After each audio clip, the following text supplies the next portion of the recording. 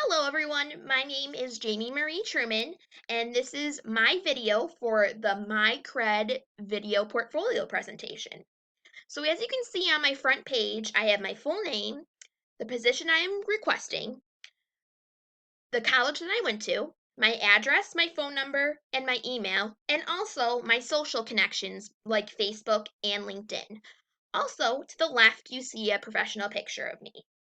The first thing that I'm going to go over in my portfolio project with you is my biography. So, just a brief summary of my biography. I went to Lancaster High School. I was on the honor roll for 4 years because of my attendance. I was in women's and mixed choir. I was also the president of Rotary Club, which was called an Iraq Club, which is a volunteer club. For college, I actually went to the Travel Academy first before I went to Bryan Stratton. I was trying to pursue my career as a flight attendant.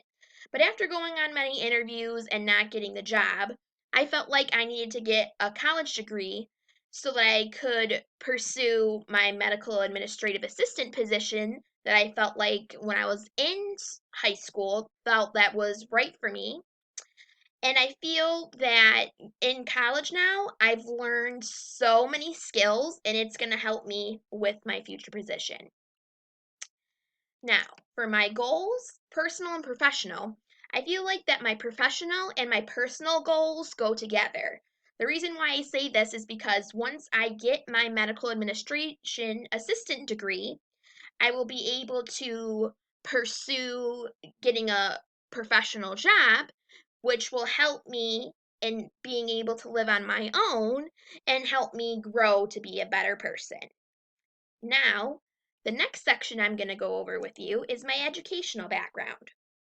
So I did it by program outcomes and then institutional outcomes.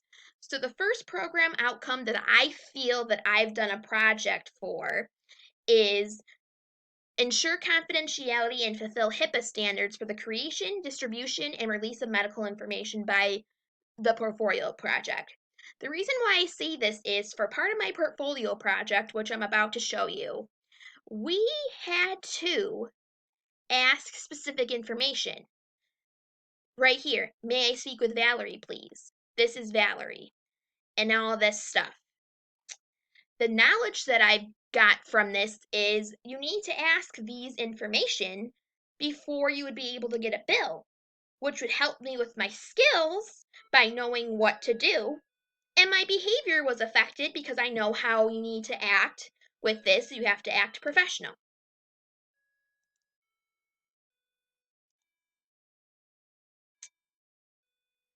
Outcome number 2. I feel that I have achieved the second outcome, which is demonstrate professional interpersonal communications and support services resulting in high patient customer service client satisfaction rates.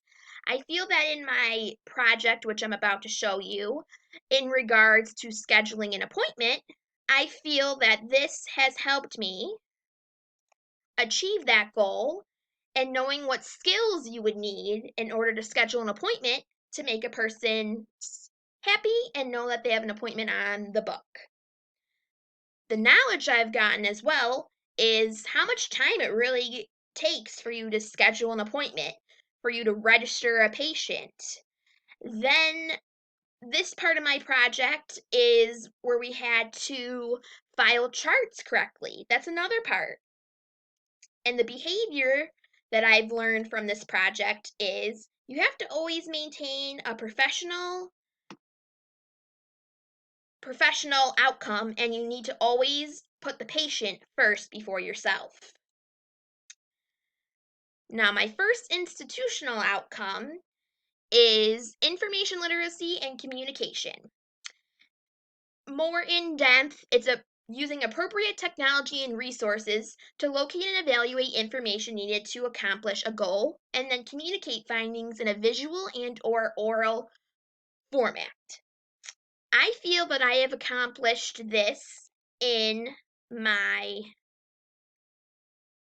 ethics paper of confidentiality because I had to do a lot of research for this and you need to know how to be confidential with certain information. In this case, it was about an employer who had AIDS, and whether not an employer, pardon me, an employee that had AIDS, and what the employer would do, and you had to choose.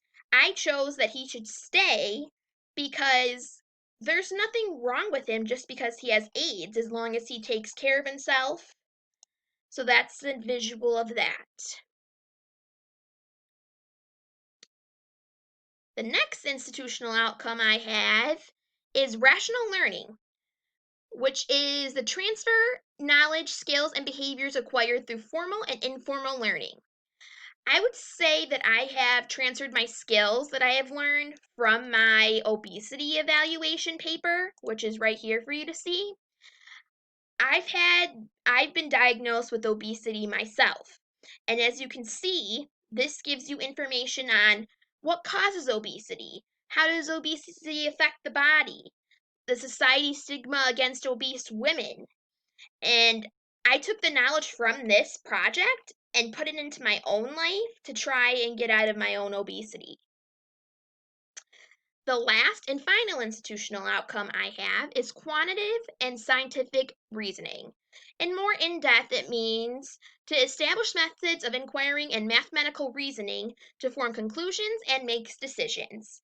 I feel that in my student loan project, which you are seeing now, I feel that this project shows that by me knowing how much I have to pay for my student loans, how to pay for my student loans, and for me to establish mathematical reasoning. The last part of my portfolio is my resume and my cover letter. I feel that everybody should have their resume and cover letter so a future employer can look at that and make sure you don't have it locked. I had mine locked and now I unlocked it. Thank you so much for taking the time, and I hope you have a great day.